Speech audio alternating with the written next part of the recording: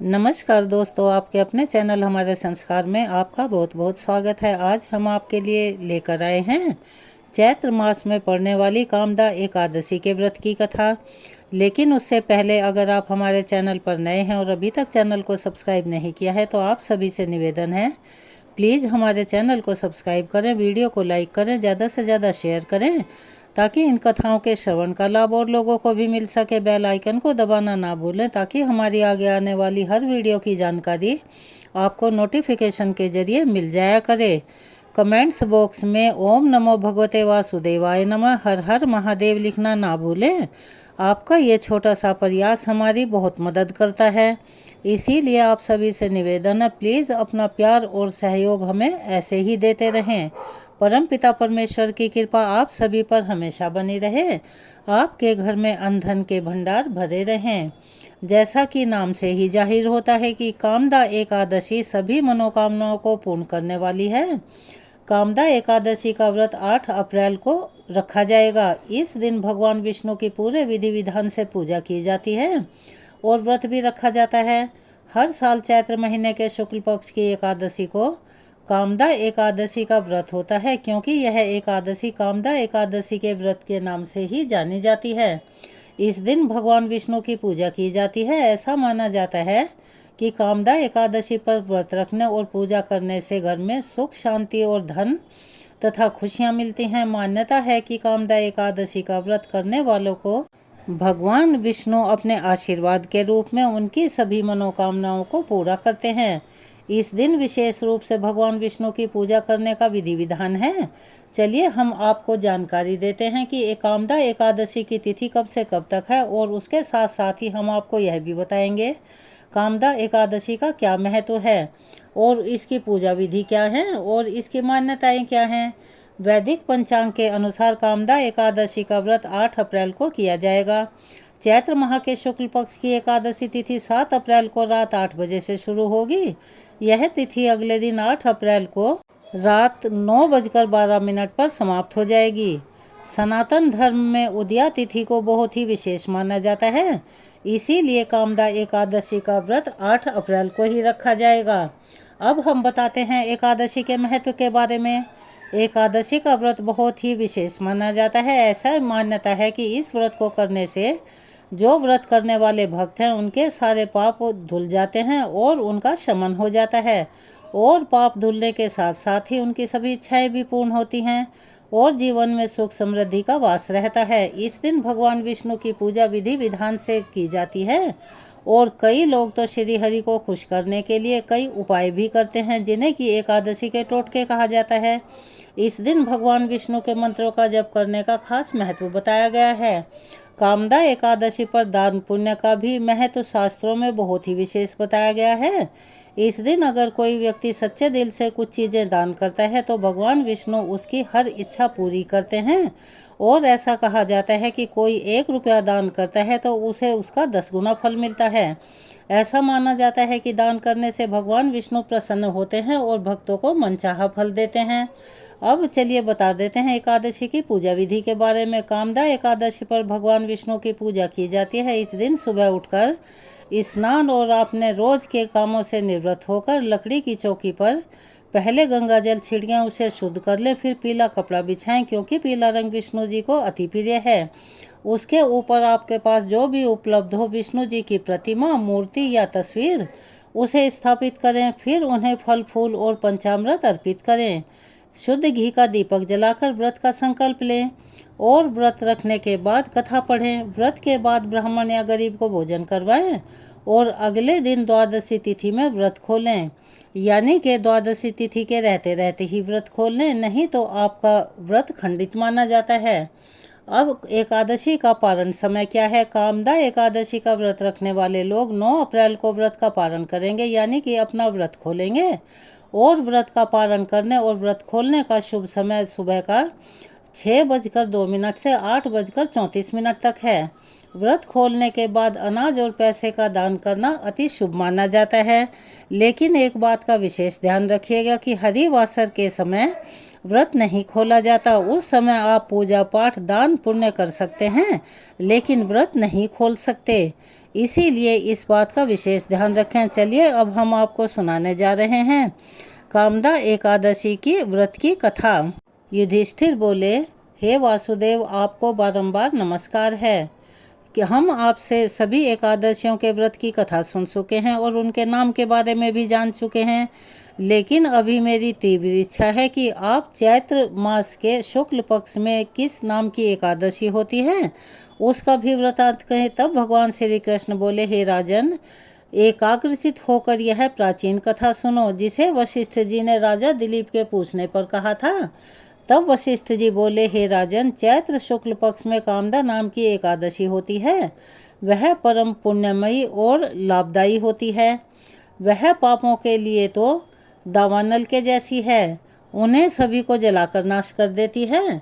प्राचीन समय की बात है, नागपुर नाम का एक सुंदर नगर था जहाँ सोने के महल बने हुए थे। उस नगर में पुंडरीक आदि महाभयंकर नाग निवास करते थे। पुंडरीक नाम का नाग उन दिनों वहाँ राज्य करता था।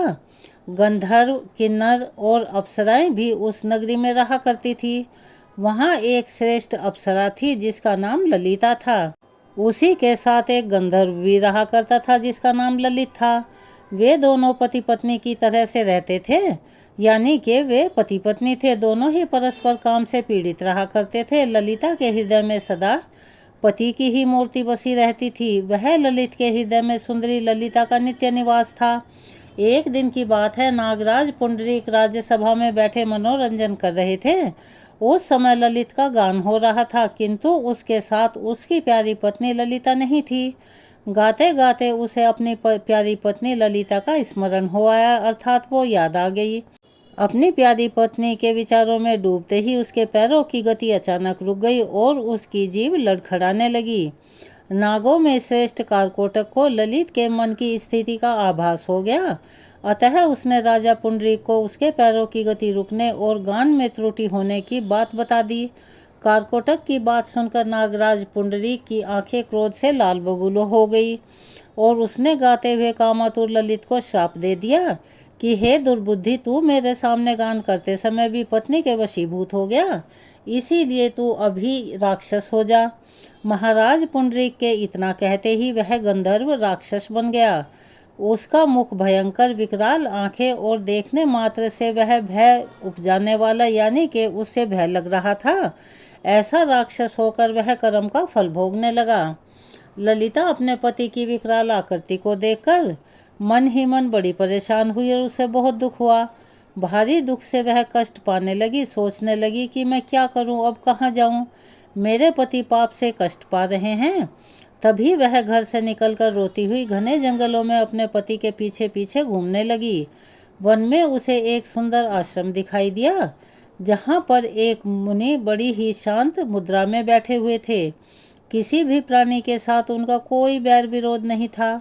ललिता शीघ्रता से वहाँ गई और मुनि को प्रणाम किया और उनके सामने खड़ी हो गई। मुनि बड़े ही दयालु प्रवृत्ति के थे। उस दुखिनी को देखकर वे इस प्रकार बोले, शुभे, तुम कौन हो और कहाँ से आई हो? मेरे सामने सब बातें सच सच कहो। ललिता ने तब बड़े ही विनम्र स्वर में कहा कि हे महामुने, वीर धनवा नाम वाले एक गंधर्व हैं।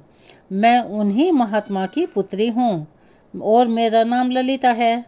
मेरे स्वामी अपने पाप दोष के कारण राक्षस हो गए हैं। उनकी यह अवस्था देखकर मुझे चैन नहीं है, मैं बड़ी बेचैन हूँ। हे ब्राह्मण, इस समय मेरा जो कर्तव्य हो वह मुझे विस्तार से बतलाइए।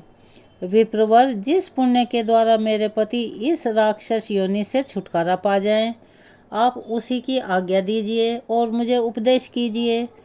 तब वो ऋषि बोले, भद्रे, इस समय चैत्र मास के शुक्ल पक्ष की कामदा नामक की एकादशी तिथि है, जो कि सभी पापों को हरने वाली और अति उत्तम है। तुम उसी का विधि विधान पूर्वक व्रत करो और इस व्रत का जो भी पुण्य हो उसे अपने स्वामी यानी कि अपने पति को समर्पित कर दो। पुण्य देने पर क्षण भर में ही उसका शाप का यह दोष दूर हो जाएगा और वह पहले जैसी स्थिति में आ जाएगा, यानी कि मनुष्य रूप में आ जाएगा। हे राजन, मुनि का यह वचन सुनकर ललिता को बड़ा ही हर्ष हुआ, यानी कि वो बड़ी खुश हुई। उसने एकादशी को उपवास करके द्वादशी के दिन उन ब्रह्म ऋषि के समीप ही भगवान वासुदेव के विग्रह के समक्ष अपने पति के उद्धार के लिए ऐसा कहा कि हे प्रभु, मैंने जो यह कामदा एकादशी का उपवास व्रत किया है उसके पुण्य के प्रभाव से मेरे पति का राक्षसी भाव दूर हो जाए। मैं अपने इस पुण्य को अपने पति को समर्पित करती हूँ। तब वशिष्ठ जी ने कहा, ललिता के इतना कहते ही उसी अक्षण ललित का पाप दूर हो गया, यानी कि वह मानव योनि में आ गया। उसने दिव्य देह धारण कर लिया और उसकी राक्षस योनि चली गई और पुनः गंधर्वत्व को की प्राप्ति हुई।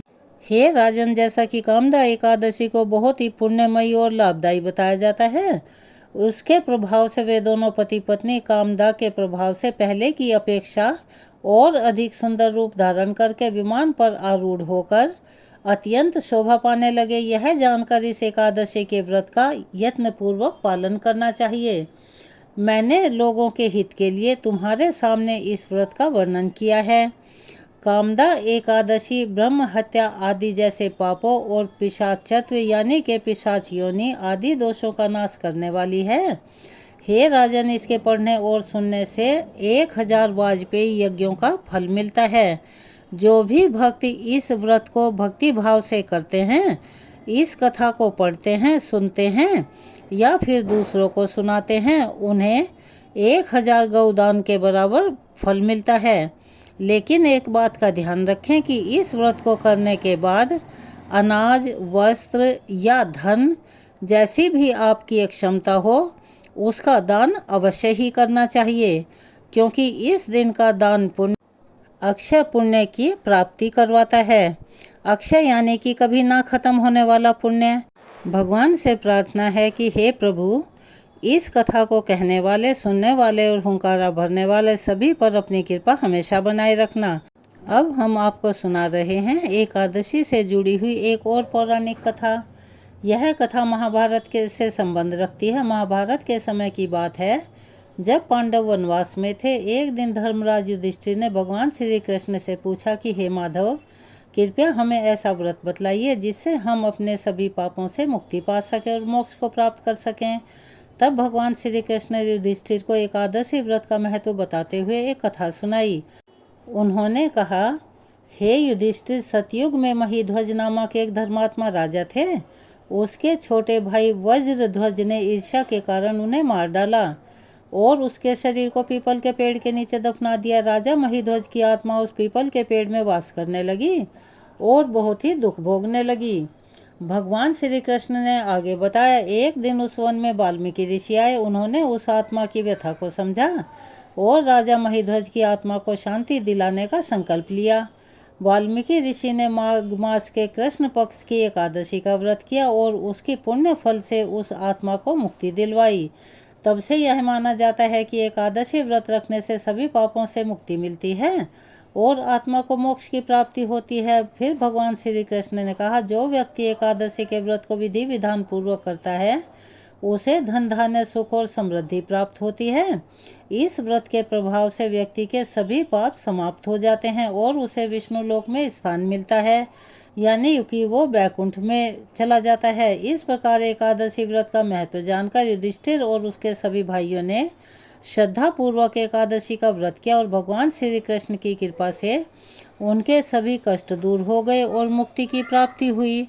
अगर आप हमारे चैनल पर नए हैं और अभी तक चैनल को सब्सक्राइब नहीं किया है तो आप सभी से निवेदन है, प्लीज़ हमारे चैनल को सब्सक्राइब करें, वीडियो को लाइक करें, ज़्यादा से ज़्यादा शेयर करें ताकि इन कथाओं के श्रवण का लाभ और लोगों को भी मिल सके। बेल आइकन को दबाना ना भूलें ताकि हमारी आगे आने वाली हर वीडियो की जानकारी आपको नोटिफिकेशन के जरिए मिल जाया करे। कमेंट्स बॉक्स में ओम नमो भगवते वासुदेवाय नमः, हर हर महादेव लिखना ना भूलें। अपना प्यार और सहयोग हमें ऐसे ही प्रदान करते रहें। धन्यवाद।